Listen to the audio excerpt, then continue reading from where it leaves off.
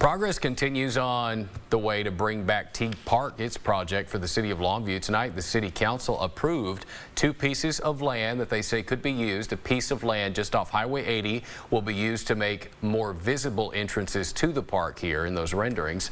The second piece of land, the former American Legion building. That will become the new building for Parks and Rec, bringing Parks and Rec into a central location in Longview.